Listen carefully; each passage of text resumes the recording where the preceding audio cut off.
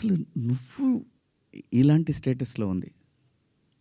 ఎందుకంటే ఎవరికైనా ఫ్యామిలీయే ముఖ్యం. తను రేపొద్దున వాళ్ళ బంధువుల్లో ఇదేంటి ఇలా మాట్లాడాడు శివాజీ అంటే తను ఎంబ్రాసింగ్‌గా ఫీల్ అవుద్ది కదా!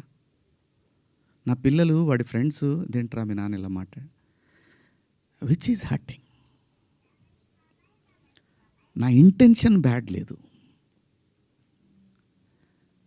ఇంకొకటి 30 సంవత్సరాల నుంచి నేను ఇక్కడ ఉంటున్నాను. ఏ రోజు నా దగ్గర నుంచి తప్పు జరగలేదు. ఆవేశంగా ఒక లెటర్ మాకు వెళ్ళిపోయింది. వెళ్ళిన తర్వాత వాళ్ళు డిస్కస్ చేయొచ్చు. ఏమని?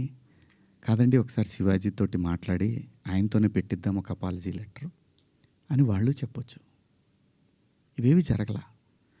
ఎవరికాళ్ళు ఆవేశంగా government of Andhra Pradesh, government of Telangana, CC to CP, CC to మహిళా commission, CC to PM, CC to international affairs. Why? ఒక్క మాట నన్ను అన్న ఏందన్న ఇట్లా మాట్లాడు. సారీ అమ్మ. నాకెవరు ఫోన్ చేసినా నాకెవ్వరు ఫోన్ చేయలేదు. ఒక సుప్రియ గారు సాయంత్రం ఫోన్ చేస్తే అయ్యో శివాజీ గారు ఏంటి? సారీ అమ్మా నేను పొరపాటున 2 పదాలు దొరికినాయి. అవునండి, ఐఎమ్ కంప్లీట్లీ రిగ్రెటింగ్గానే ఉందమ్మా నాకు. I'm very sorry. నాకు ఇప్పటికి కూడా అర్థంగా నేను ఎలా మాట్లాడాను ఆ 2 పదాలు అసలు. నేను బయట బూతులేం మాట్లాడనంటే మాట్లాడతానండి. మన అందరం మాట్లాడతామండి. అర్థం పర్థం లేని మాటలు మాట్లాడుకుంటాం. కానీ ఒక వేదిక, ఒక పద్ధతి, జనరేషన్స్కి మనమే చెప్పాలి కాబట్టి, మన పిల్లలకి చెప్పాలి కాబట్టి. ఆవిడ సరే అండి పెట్టేసేయండి అయిపోయింది. నేను ఇచ్చేసాను అప్పటికే, నేను పంపించేశానమ్మా అప్పుడే. ఎందుకంటే వాళ్ళందరూ నాకు తెలుసు నన్ను అన్నాను అని పిలుస్తారు. ఒక్క మాట నన్ను అడిగుంటే, ఒక్క మాట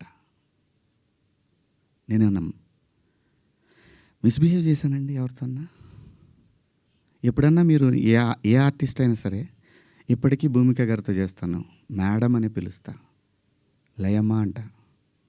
రంభ గారితో చేశాను, సంగవి గారితో చేశాను, పెద్ద పెద్ద ఆర్టిస్టులతో చేశాను. ఇంత చిన్న మిస్బిహేవ్ చేయలేదు, చెయ్యను కూడా.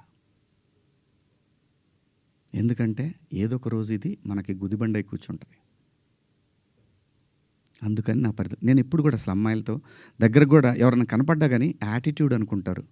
ఎందుకంటే దూరంగా ఉంటా.